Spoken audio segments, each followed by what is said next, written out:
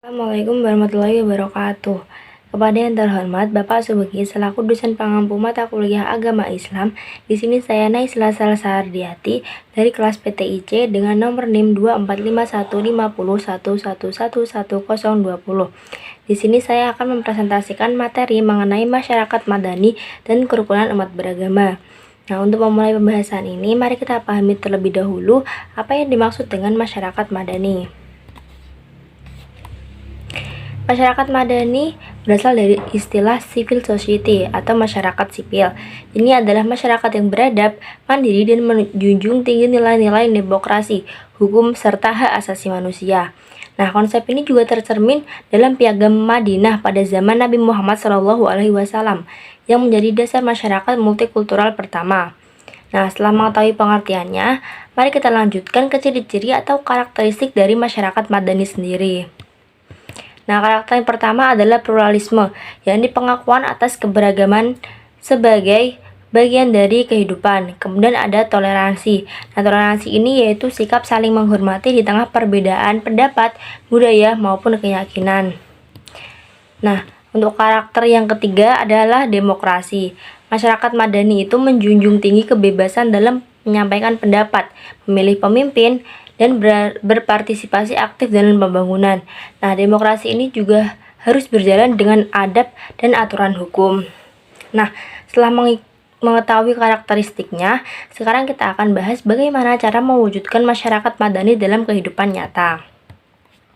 Nah, salah satu upaya penting adalah melalui pendidikan. Pendidikan yang berkarakter mampu menanamkan nilai Pancasila, demokrasi, dan toleransi sejak dini. Nah, selain itu, yaitu ada partisipasi masyarakat.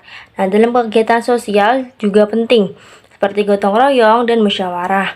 Nah, tidak hanya pendidikan dan partisipasi saja, mari kita lihat pilar lainnya yang mendukung masyarakat madani.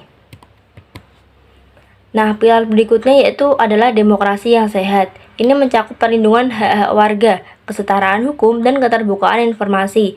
Selain itu, masyarakat harus aktif menunjukkan sikap positif, seperti taat aturan, menghargai orang lain, dan menjaga kebersamaan. Nah, untuk memperdalam makna kebersamaan, mari kita bahas konsep ukhuwah dalam Islam.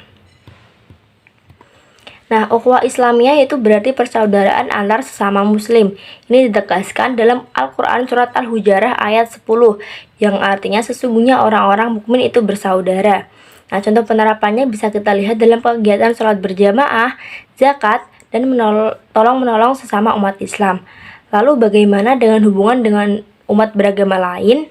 Oke, mari kita bahas itu di slide berikutnya. Nah, slide berikutnya yaitu ukhuwah insaniyah, yaitu persaudaraan sesama manusia, tidak terbatas pada agama. Ini berdasarkan prinsip bahwa kita semua adalah ciptaan Tuhan yang saling menghormati. Nah, contohnya adalah menolong orang lain tanpa memandang agama dan suku, atau menjaga sikap adil kepada semua orang. Nah, konsep ukhuwah ini sangat penting terutama dalam konteks masyarakat majemuk seperti di Indonesia ini sendiri. Nah, kita akan lihat bagaimana lebih lanjutnya pluralitas agama menjadi kekuatan dan dalam kebersamaan. Nah, Indonesia terdiri dari berbagai budaya, suku, dan agama. Nah, di tengah keberagamaan ini, kita perlu membangun pluralisme yang harmonis, yaitu nilai-nilai seperti toleransi, kesetaraan, dan dialog antar agama sangat dibutuhkan agar tidak menjadi konflik. Nah, untuk memperkuat pemahaman ini, mari kita menyampaikan sebuah studi kasus dari daerah Ponorogo, yaitu Grebeg Suro. Nah, Grebeg Suro adalah tradisi budaya di Ponorogo yang dirayakan setiap tahun baru Islam. Kegiatan ini melibatkan berbagai elemen masyarakat dari lintas agama, termasuk dalam kirab budaya dan doa bersama. Ini menunjukkan bagaimana budaya bisa menjadi media untuk mempererat kerukunan.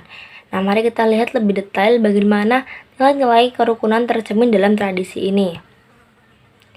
Nah, tradisi Grebeg Suro menjadi simbol nyata kerukunan antar umat beragama. Warga muslim dan non-muslim terlibat bersama dalam acara tersebut tanpa diskriminasi. Nah, ini adalah bentuk nyata dari toleransi, gotong royong, dan penghormatan terhadap budaya serta agama lain.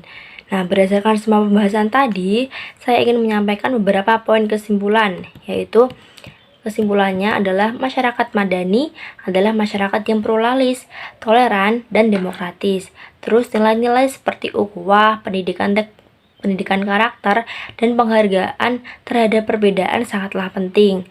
Dan selanjutnya yaitu ada tradisi budaya lokal seperti Gerbek Suro bisa menjadi sarana memperkuat nilai tersebut di tengah masyarakat yang majemuk. Nah, sebagai penutup, saya ucapkan terima kasih. Kurang lebihnya mohon maaf. Wassalamualaikum warahmatullahi wabarakatuh.